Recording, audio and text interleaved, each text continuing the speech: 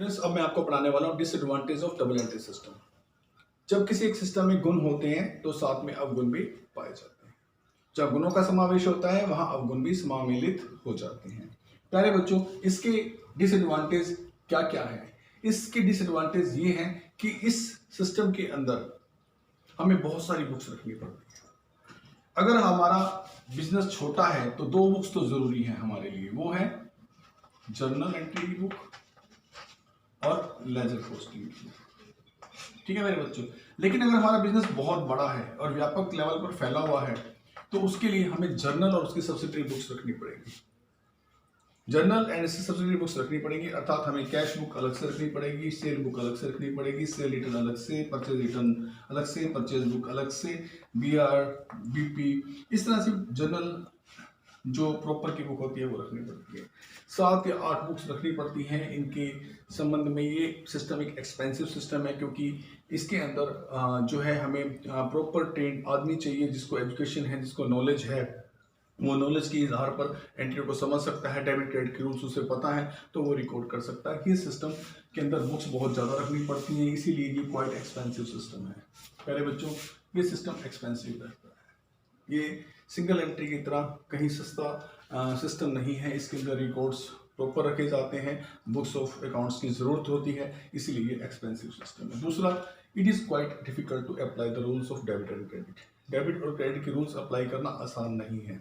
वही आदमी कर सकता है डेबिट और क्रेडिट के रूल्स को, मॉनेटरी ट्रांजेक्शंस को रिकॉर्ड वही कर सकता है जिसके पास प्रॉपर एजुकेशन है, अर्थात वो अकाउंटेंट है या चार्टर्ड अकाउंटेंट है, प्रॉपर नॉलेज रखता है। प्रॉपर नॉलेज उसे एक लंबे स्तर की स्टडी के बाद आएगी, जब उसे जिसे बीकॉम करते हैं, एमकॉम करते हैं, नॉलेज हो जाती है, या सी का प्रोफेशनल कोर्स करते हैं तो हमें नॉलेज हो जाती है कि हम फाइनेंशियल ट्रांजेक्शन्स को पहचान सकें, उनको डेबिट क्रेडिट के प्रॉपर रूल्स का हमारे दिमाग में प्रॉपर पता हो और उन्हें हम जनरल एंट्री का रूप दे सकें और उनकी चेकिंग करना, फिर ये सारी चीज़ें, इसके लिए हमें प्रॉपर एजुकेशन की, प्रॉपर नॉलेज की और ट्रेनिंग की भी जरूरत पड़ती है, क्योंकि ट्रेन भी प्रैक्टिस में द मैन परफेक्ट, ताकि इन सब का आने के बाद जो है इस तरह से एक बिजनेसमैन का खर्चा बढ़ जाता है और ये एक्सपेंसिव हो जाता है। लेकिन ये है कि प्रॉपर सिस्टम है, इसी से बनता है। ये इसीलिए कहते हैं कि इसमें कोई आम आदमी जो है, अनएजुकेटेड आदमी या जिसे नॉलेज नहीं है, वो आदमी एज एन अकाउंटेंट का वर्क नहीं कर सकता। एक चार्टर्ड अकाउंटेंट का वर्क वो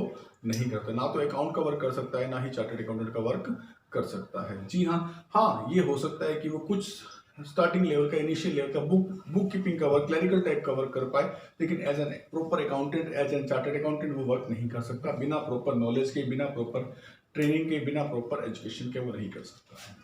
तीसरी बात कि इसके अंदर हम जब लेजर अकाउंट बनाते हैं जर्नल के बाद, तो लेजर के क्लोजिंग बैलेंस से हम बनाते हैं ट्रायल बैलेंस बनाते हैं, प्रिपरेशन ऑफ ट्रायल बैलेंस करते हैं। वो प्रिपरेशन ऑफ ट्रायल बैलेंस जो हमें ये बताती है कि अकाउंट्स की केवल अर्थमेटिक एक्यूरेसी को हम चेक कर पाते हैं। जी हाँ, अर्थमेटिकल एक्यूरेसी का मतलब है कुछ ऐसी चीज़ें हैं जिससे डेबिट और क्रेडिट का मिलान है वो तो हो जाता है, डेबिट में कितना बैलेंस है, क्रेडिट में कितना बैलेंस है, ये दोनों बराबर आ जाते हैं, तो ये कहते हैं अर्थमेटिकल एक्यूरेसी पाई गई। परंतु कुछ ऐसी एरर भी हैं जो आपको आगे जाके पढ़नी पड़ेंगी, जिनके बारे में मैं थोड़ा थोड़ा आपको नॉलेज दे देता हूँ। इन एरर को पहचानना बड़ा ही मुश्किल हो जाता है, ये एरर डिस्क्लोज नहीं हो पाती है। ये एरर कौन कौन सी हैं? अगर हम कहें अर्थमेटिकल एक्यूरेसी से हमें नॉलेज हो जाती है कि अकाउंट्स बिल्कुल सही लिखे गए हैं, लेकिन नहीं, कुछ ऐसी चीज़ें भी हैं जिनके बारे में हमें ट्रायल बैलेंस नहीं बताता है।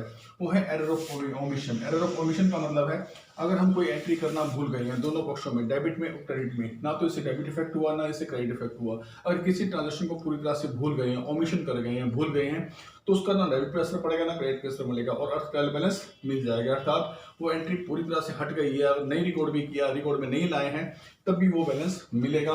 तो इस तरह से एरर ऑफ ओमिशन की एंट्रियों का पता ट्रायल बैलेंस में नहीं चलता है। आपको बता रहा था error of commission. Error of commission में अकाउंट्स में अमाउंट की गलती होती है, अमाउंट की गलती का पता नहीं चलता है, तो ये भी अर्थमेटिकल उसमें नहीं पता चलता। अगर हमें 800 की जगह 80 लिख दिया डेबिट में और 80 आ गया क्रेडिट में, तो वो डेबिट क्रेडिट के बैलेंस को मिला देगा। इसकी बजाय हमें लिखना चाहिए था 800 या 8000, वो गलती हो जाती तो उसका पता भी यहाँ नहीं चलता है, क्योंकि अगर 80 यहाँ लिखेंगे, 80 यहाँ लिखेंगे तो वो गलती नहीं पकड़ी जाएगी। ठीक है, 800 लिखे गए, 80 लिखे गए तो पकड़ी जाएगी।